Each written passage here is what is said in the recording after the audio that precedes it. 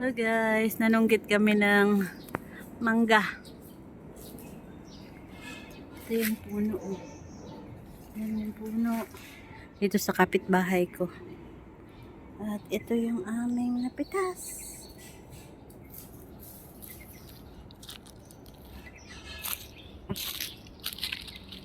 Tinawag ako ng friend ko.